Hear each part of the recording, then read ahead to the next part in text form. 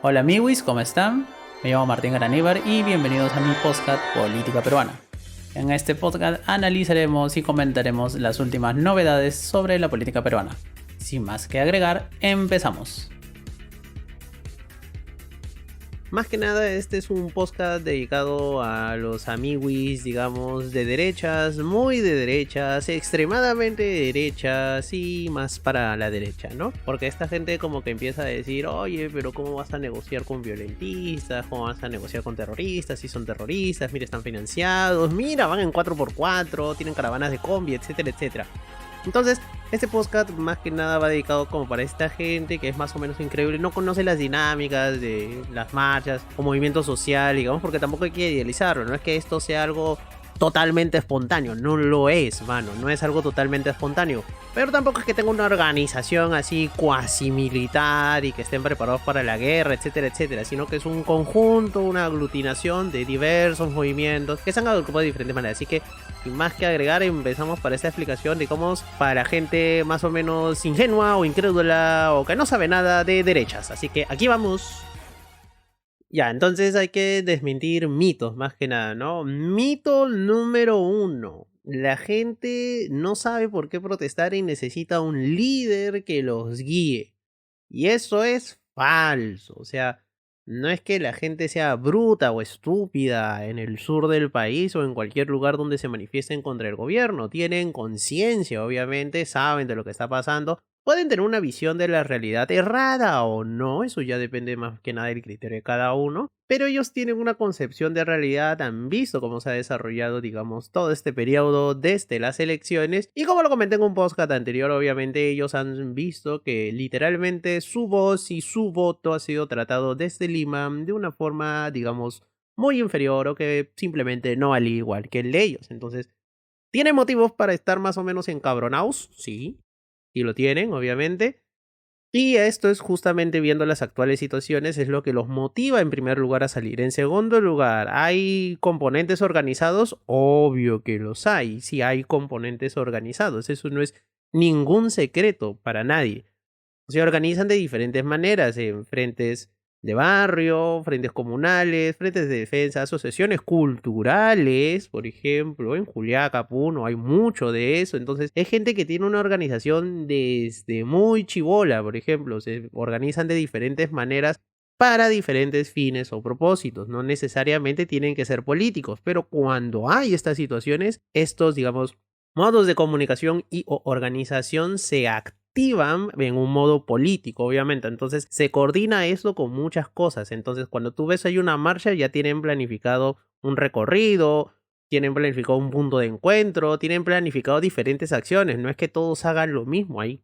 Y entonces, como estamos viendo, es que no haya una organización central, ¿no? No es que haya un, digamos, un comité único de lucha que va coordinando todas estas cosas. Es algo un poco más descentralizado, que coordinan entre ellos, sí, ¿no? Pero quien toma la decisión final son todos. Es un sistema, digamos, más asambleísta, más comunal, diferente a lo que ha sucedido generalmente en Lima. Tradicionalmente estamos más en una tradición sindical, entonces eso es una cosa que lo organizan más desde arriba abajo, ¿no? Acá es algo totalmente diferente. También se organiza de abajo para arriba. Obviamente arriba lo organizan un poquito mejor, planifican un poco mejor, afinan detalles, pero no es que sean los que ellos agarran y digan esto se va a hacer así y todo el mundo acata, no. Hay diferentes formas en las que las poblaciones se manifiestan y participan en las marchas, en los paros, etcétera, etcétera, ¿no? Algunos se les convence, otros van en bloqueos de carreteras, otros son los piquetes que están ahí, otros dan apoyo, es diferente, las lógicas son muy diferentes en Lima y en provincia. Y eso que en Lima también, eso se vio muy claramente en las marchas de Merino, era algo totalmente desorganizado, ¿no? Cuando, digamos, se trató de culpar a alguien para las marchas de Merino, que es lo que se está tratando de hacer ahora, siempre se busca como a un único responsable, ¿no? Un líder, por así decirlo, entre comillas. Acá no hay un único líder, hay muchos líderes, hay muchas personas que son representantes legítimas de las poblaciones que están reclamando de los ciudadanos, de los colectivos, que son colectivos diversos, como ya los he dicho, pero ahorita la indignación hace que estos colectivos que generalmente no coordinarían y harían acciones entre sí, coordinen entre ellos.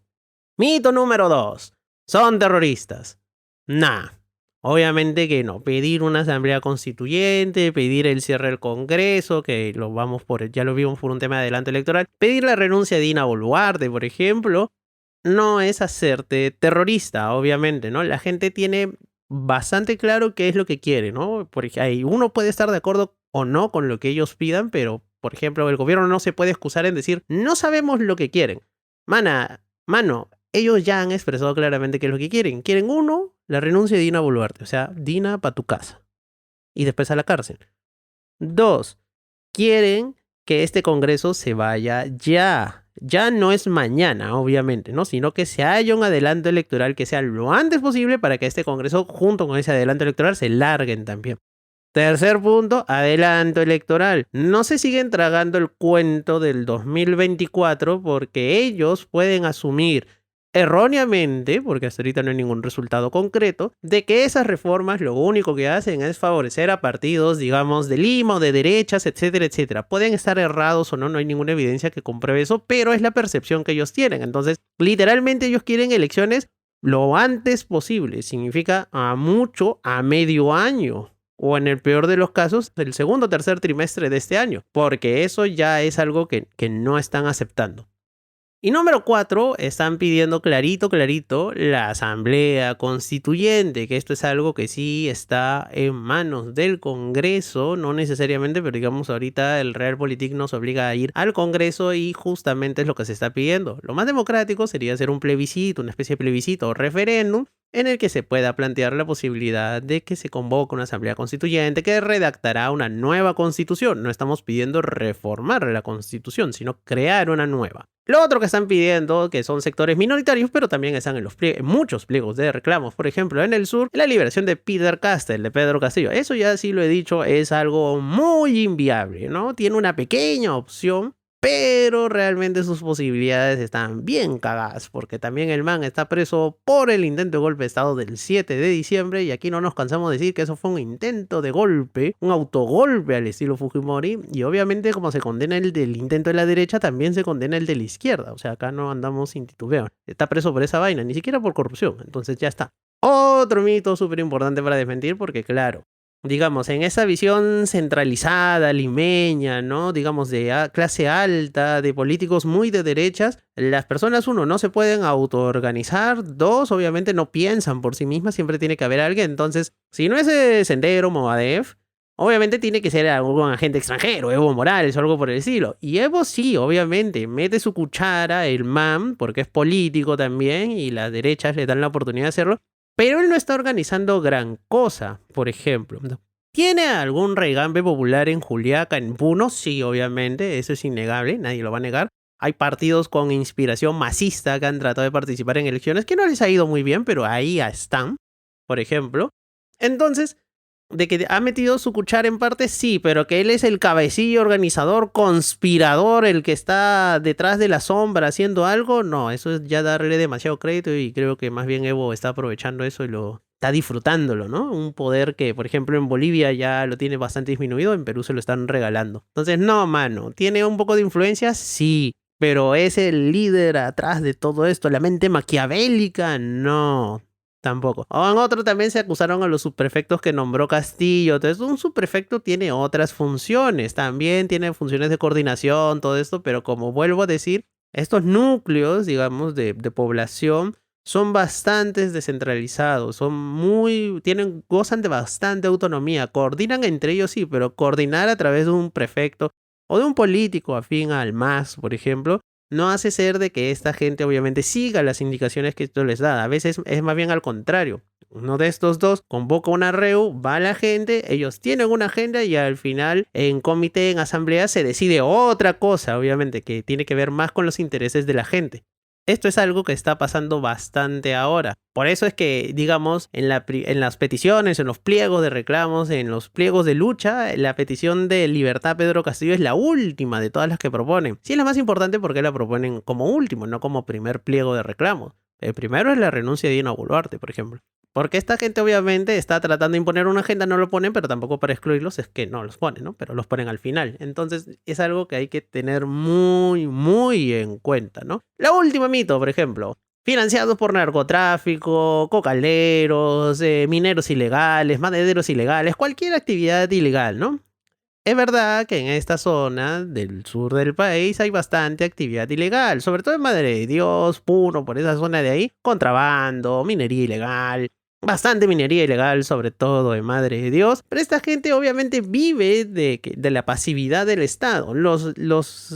Digamos, las personas que están implicadas en actividades ilegales pagan mucho dinero y pagan redes de corrupción a nivel policial, a nivel de ejército, a nivel judicial y a nivel político. Entonces no nos debe sorprender de que muchas autoridades estén ligadas, y muchos fiscales y tombos estén ligados a eso. Entonces, esta gente más bien no sale a protestar porque les cagan el negocio, pues, porque más bien cuando hay este tipo de caos social, mandan agentes de Lima. ¿Y eso qué implica? Uno, que las redes que ellos ya han construido pues no se sigan sosteniendo mucho en el tiempo. Y dos, no les sale a cuenta económicamente porque eso implica pagar más soborno. ¿Tú qué crees? Que el de Lima va a llegar y va a decir, ah, manito, mire, ilegal, ¿no? Haciendo actividades ilegales, organización criminal. Ajá. Te va a meter preso, te va a decir, ya bueno, ¿cuándo le pagas a él? Sí. Pues a mí me pagas. Y listo, se acaba. Y por eso les digo, es que a esta gente que más bien está ligada a actividades ilegales, no les conviene para nada que llegue gente de Lima, ¿no? Que lleguen refuerzos de Lima. Eso es lo que ellos, lo último que piden. Entonces acá estamos viendo unas cosas, ¿no? Primero, de que no están ligados al Modadef, no están ligados a Sendero, que puede haber uno que otro dirigente ahí, sí, pero generalmente son residuales. Se lo dice alguien que está en 1 millón de marchas, un montón de marchas, y siempre vas a ver a la misma flora y fauna de gente, y siempre va a haber uno que otro huevón del Modadef, y siempre los mandan a la mierda, en la gran mayoría de los casos. Se les escucha así y después a tomar por culo. Así de simple. Dos, ¿están ligados a narcotráfico? No. Narcotráfico anda por otras zonas, mano. Para empezar. ¿Están ligados con actividades ilegales? No. ¿Están ligados al MAS, Evo Morales, etcétera, etcétera? Muy, muy, muy, muy, muy poquito. Entonces la gente dice, pero ¿de dónde sacan dinero? Los he visto en camionetas, en combis, movilizándose. Mano, tú, de verdad, deberías de ir algún día a una marcha en tu vida porque estos, como ya expliqué, comités, asociaciones, fundaciones, club de amigos, clubes departamentales, provinciales, distritales, manejan fondos desde siempre. Y obviamente utilizan estos fondos para sus actividades principales. En estos casos también utilizan parte del dinero, recaudan dinero, dan donaciones. Cuando tú vas a una marcha, tú siempre vas a ver ahí, olla común y todas esas cosas se autofinancian la mayoría de las veces. Marchas de sacrificio de Lima, por ejemplo, tienen un determinado plazo de tiempo porque también no es que le sobre el dinero a esta gente tampoco, ¿no? Pero son generalmente autofinanciados y encuentran solidaridad entre otras personas. Y peor, con lo que ha pasado estos últimos días en Juliaca, pues se encuentra más solidaridad y más gente apoyando. Por ejemplo, el otro día salió de un artista de esa zona, donó 50.000 soles, por ejemplo, de su propio bolsillo. ¿Eso le hace un lavado de activos o algo por el estilo? No, mano, obviamente que no. Pero mira, si una sola persona dona 50.000 soles, imagínate que donen 5 o 10 soles cada uno, multiplícalo por miles. Ya tienes tu platita ahí, obviamente. Y hay formas de donación que no solamente son monetarias. Hay gente que da dinero, hay gente, por ejemplo, que son estudiantes y dan conocimiento. Hay gente que es transportista y presta los transportes. Hay gente que está ligado más que nada, por ejemplo, que son dueños de grifos, entonces dan gasolina, etcétera, etcétera. Diversas formas de financiamiento de estas cosas. No es, digamos, hay una mala visión de Lima que cree que todo es organizado desde arriba, que ponen plata, ¿no? Que tienen un Roque Benavides, no sé, un grupo Romero, el Intercorp ahí, ¿no? Como financiaban estas marchas contra la vacancia de Castillo y ponían buses, todas estas cosas. No hay eso. En provincia es una dinámica muy diferente, muy diferente. Que hay gente violentista, digamos, que hay gente que hace desmanes, sí, como en todas marchas. Y esto te lo dice alguien que es caserito de marcha. Siempre hay un grupo, siempre hay un huevón. No necesariamente son infiltrados ternas, ahora están habiendo más ternas infiltrados que de costumbre, pero sí hay ternas siempre que están agitando, que están ahí como que tratando de mover la masa para que haga saqueos, todas esas cosas. Los ternas son generalmente fácilmente de identificar, pero bueno, en estos casos hay ternas, sí. ¿Hay más ternas que de costumbre? Sí. ¿Todo es culpa de los ternas? No. Obviamente que no. Hay gente, obviamente, que también se dedica a estas cosas, que le gusta también la huevada, saquear ahí, destruir algo, quemar instalaciones, y a veces es simplemente el producto de la indignación y la rabia colectiva.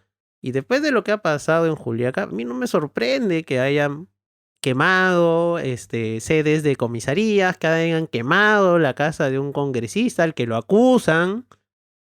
No sé si con justa razón o no, porque no conozco el trabajo del man, de ser corrupto, de estar ligado a este intentona golpista, etcétera, etcétera. Eso está mal, obviamente. Y para eso, en teoría, debería de funcionar la inteligencia, y lo pongo entre comillas, policial o militar, ¿no? Que debe identificar estos malos elementos y con eso separarlos de la protesta social. Porque lo que ha venido pasando últimamente es que no hay inteligencia, se creen huevadas y medias como las teorías de la conspiración que les he dicho hace un momento, ¿no? De Movadef, que los prefectos, que Evo Morales, que narcotráfico, que bla, bla, bla. O sea, son huevadas, pues, eso, en realidad. Y al final, ¿qué haces? Tienes unos dirigentes que obviamente ese tipo de dirigentes sí están metidos en huevadas más violentas y sí sacan provecho de estas situaciones, que hacen estas cosas, pero los detienen, no los han identificado tampoco. Hablan mucho de terrorismo, de Movadef, tanta huevada, no presentan ni una prueba porque no la hay, pues mano, o se van a demorar en inventarla. Entonces, tú tienes estas cosas y obviamente tienes que identificar a los responsables, a los elementos revoltosos, a los que originan daño a la propiedad privada, y se les detiene, se les procesa y se les condena. Pero no vas a estar metiendo bala a diestra y siniestra. ¿Ve? Por ejemplo, los fallecidos en Juliaca, hay una chica de 19 años, era estudiante, estudiaba en Cochabamba, en la universidad. Estaba en una brigada de defensa de animalitos que recogían animalitos de la calle. Estaba desplazándose con su familia a hacer compras. Para su mala suerte, estaban cerca del aeropuerto, balazo, muerta. Un vendedor de helados estaba regresando de su jornada laboral. Mala suerte, se topa con la protesta, muerto. Un chico de 22 años que había ahorrado lo suficiente para ingresar a estudiar mecánica y estaba regresando a su casa, ¡pum!, muerto. Un estudiante de medicina con su uniforme de doc, o sea, no me jodas, ayudando heridos, o sea, él sí está en la manifestación, pero era parte activa de la manifestación, no, él estaba ahí con una brigada médica. ¡Bum! Balazo, muerto. Estos 4 casos, por ejemplo, son de 4 fallecidos en Juliaca, el día 9. Y ellos estaban siendo parte activa de la protesta, o sea, estaban ahí tirando piedras con su cartel, abajo Dina Boluarte, esa hoja. No, ninguno de ellos. Y los 4 están muertos. Entonces, obviamente, la inteligencia policial no está funcionando, querido amigo de derechas.